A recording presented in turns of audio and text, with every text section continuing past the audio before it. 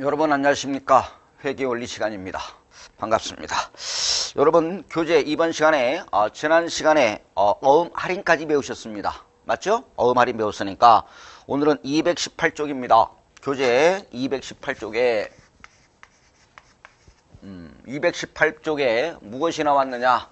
매출채권의 대손입니다. 손상, 대손. 넓은 의미의 뭐예요? 손상. 넓은 의미의 손상이고 좁은 의미의 뭐가 될까요? 대손입니다. 여러분 대손은 뭐예요? 회수불능채권을 말합니다. 회수불능채권을 우리는 뭐라고 그래요? 대손. 회수불능채권을 뭐라고 그런다? 대손입니다. 여러분 태어나서 누구나 마음속으로 대손은 있을 것 같은데요. 그죠? 그래요. 이 대손은요 우리 시험 중요합니다. 우리의 영원한 적으로 생각합니다. 여러분들은 어려워하죠? 우리의 영원한 적, 매출채권의 손상, 좁은 의미의 대손입니다. 이게 회계 처리가도 나오겠고요. 그래서 15회 때도 나왔고요. 16회인가요? 15회 때도 나왔고 17회 때도 나왔고 18회 때도 나온 문제가 되겠습니다. 그러니까 어렵습니다. 한 문제씩은 시험에 출제된다.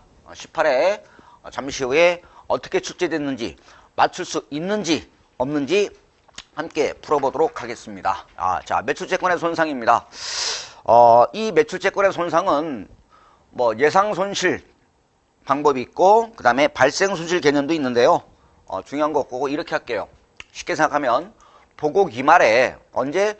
보고기말에 매출채권에 대한 손상 여부를 검토해서 즉 떼일 돈이 있는지 없는지, 즉 불량채권이 떼일 돈이 있는지 없는지를 뭐해서 검토해서 손상 여부에 객관적인 증거가 있다면, 손상에 객관적인 사유에 해당한다면 보고기말에 대손상각비라는 비용으로 인식하는 것을 우리는 뭐라고 그래요? 대손이라고 합니다. 다시요.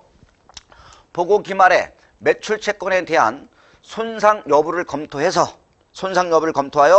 손상에 객관적인 증거가 발생했다면, 누가 봐도 떼일 돈이 있다면, 누가 봐도 손상에 대손이 될 여지가 있다면 보고기말에 적절히 추정해서 대손상각비라는 비용으로 인식하겠다. 대손상각비라는 비용으로 인식하는 방법이 우리는 매출채권의 손상입니다. 그럼 교재 보실까요? 자, 218쪽에 하단의 네 번째 줄 볼까요? 네 번째 줄에 보셨나요? 하단 줄 네 번째 줄에 보고기말에 매출채권에 대한 손상 여부를 뭐하여? 검토하여 손상 여부가 있는지, 떼일 돈이 있는지 없는지를 검토해서요. 손상이 발생하였다는 객관적인 증거가 있다면, 객관적인 증거가 있는 경우에는 그 금액을 적절히 추정해서 대손상각비라는 비용으로 인식하는 것을 우리는 뭐라고 그래요? 매출채권의 대손입니다. 이해가셨나요? 그러면 도대체 여기서 객관적인 증거가 뭐냐? 손상될 여지가 있는 객관적인 증거가 뭐냐? 사유. 어떠한 경우에 대손상각비라는 비용으로 인식할 거냐? 객관적인 증거가 도대체 뭐냐? 이거죠. 시험에 나오진 않아요. 그러면 여러분 219쪽에 보면 219쪽에 보면 손상 발생에 객관적인 뭐가 나왔나요? 증거가 나와 있죠. 그죠? 누가 봐도 손상될 여지가 있다. 누가 봐도 뗄 가능성이 높다. 그래요. 그러면 자, 손상 발생의 객관적인 증거가 1번부터 몇 번까지 나왔나요? 5가지. 이 5가지 중에서 한 가지로 해당이 된다면 기업은 보고기말에 금액을 적절히 추정해서 비용으로 인식합니다. 그러면 자, 어떠한 상황에 객관적인 증거가 뭐냐? 자, 1번 볼까요? 채무자의 중요한 재무적 어려움이 처해져 있다. 채무자의 경제적으로 어려움에 처해져 있다면 그때는 뭐예요? 손상 여부를 검토해서 비용으로 인식해라 이거죠. 자, 채무자의 중요한 재무적 어려움에 처해져 있을 때. 두 번째입니다. 이자지급이나 원금 상환의 불이행이나 지연과 같은 계약 위반. 이자를 지금 지급하지 아니하고 있다. 원금을 지금 불이행하고 있다. 이러한 객관적인 증거가 해당됩니다. 세 번째, 채무자의 재무적 어려움에 관련된 경제적 또는 법률적 이유로 인한 당초 차입 조건에 불가피한 완화가 필요하다. 뭐 100만 원 받기로 했는데 안 받기로 했다든지 이러한. 네 번째, 채무자의 파산이 발생했고 또는 부도가 발생했고 또는 재무구조 조정의 가능성이 높은 상태에 처해져 있다. 다섯 번째, 채무자의 지급 능력 악화 또는 채무 불이행과 상관관계가 있는 국가나 지역 등 경제 사정이 너무너무 안 좋다. 그러면 객관적인 증거가 됩니다. 그러면 이 5가지 중에서 한 가지라도 해당이 된다면 이렇게 객관적인 증거가 있다면 보고 기말에 그 금액을 적절히 추정해서 대손상각비나는 비용으로 인식해라, 이런 얘기입니다. 이 객관적인 증거는 중요하다, 중요하지 않다, 중요하지 않습니다. 그러니까 채무자의 뭐예요? 채무자의 경제적으로 어려움에 처해져 있다면 그때는 비용으로 인식해라 이거죠. 가령 매출 채권이 받을 채권이 여러분 얼마 있느냐? 10,000원 있습니다. 얼마 있다고요? 10,000원인데 10,000원 중에서 한 1,000원 정도는 채무자의 경제적 어려움에 처해져 있어서 1,000원은 누가 봐도 대손될 여지가 있다. 1,000원은 뗄 가능성이 있다라고 한다면 그때는 대손상각비라는 비용으로 인식해라, 이렇게 보시면 되겠습니다. 다 중요한 거 없겠고요.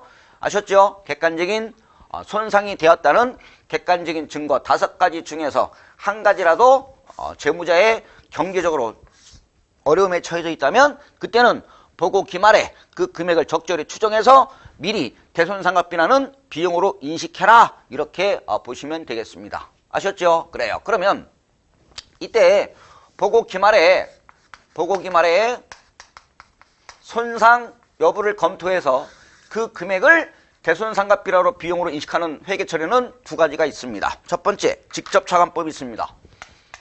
회계처리 볼게요. 직접차감법이 있습니다.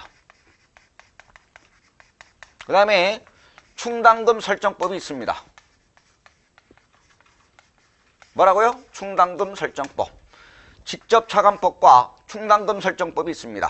그러면 직접차감법은 어떻게 되느냐? 얘는 자, 만원 받을 매출 채권에서 1,000원은 누가 봐도 대손이 뗄 거다 이거죠. 그러면 이 직접차감법은 말 그대로 매출 채권에서 직접 차감합니다. 대변에 매출 채권 이렇게 직접 차감합니다. 얼마 대손이 될 거다? 누가 봐도 1,000원 대손이 날 것 같다 이거죠. 그러면 매출 채권에서 직접 차감합니다. 그리고 차변에 대손상각비라는 비용으로 인식합니다. 차변에 뭐라고요? 대손상각비 비용으로 인식합니다. 그러니까 직접차감법은 매출채권에서 직접 차감해요. 아셨죠? 그래요. 자, 그 다음에 충당금 설정법은 뭐냐? 이거죠. 충당금 설정법은 자, 차변에 대손상각비라는 비용으로 인식합니다. 얼마 대손이 될 것 같다? 1,000원은 객관적인 증거 사유에 해당함으로써 1,000원은 대손이 될 것 같다 라고 대손상각비 비용으로 인식하고요. 대변에 무엇을 설정하느냐? 대손충당금을 설정합니다. 뭐라고요? 대손충당금이라는 리저브, 저장하다, 미리 맡아두다 이거죠. 대변에 무슨 충당금? 대손충당금 이렇게 회계 처리합니다. 다시요. 자, 충당금 설정법은 어떻게 분개한다고요? 보고 기말에 차변에 대손상각비, 대변에 뭐라 그래요? 대손충당금 이렇게 간접 차감해요. 간접 차감합니다. 그러면 우리 시험은 직접차감법은 어때요? 별거 없습니다. 직접차감법은 시험에 나온다 안 나온다? 안 나온다. 그럼 우리가 하는 것은 뭐예요? 충당금 설정법입니다. 직접차감법은 1회부터 18회 나온 적 없고요. 이건 수익비용에 대응에 어긋나요. 그래서 직접차감법은 인정하지 않고 우리가 배우는 건 뭐예요? 충당금 설정법이 되겠습니다. 차변에 뭐라고요? 대손상각비 외우셔요. 차변에 대손상각비, 대변에 뭐라고요? 대손충당금. 이때 대손상각비는 뭘로 인식하죠? 비용으로 인식합니다. 대손상각비는 뭐예요? 비용으로 인식합니다. 그러면 도대체 이 대손충당금에 도대체 너의 정체는 뭐냐? 너의 정체는 여러분 어떤 분들은 그래요. 대손충당금은 부채 아닌가요? 절대 부채가 아닙니다. 부채 아니에요. 여러분 부채라면 누구한테 갚을 거야? 부채라면 누구한테 갚을 건지 상대방이 있어야 되는 거 아닌가요? 또 누구한테 갚을 거냐고. 그죠? 부채는 상대방이 있어야 되는데 상대방이 없잖아요. 그래서 절대 대손충당금은 부채가 아닙니다. 그러면 너의 정체는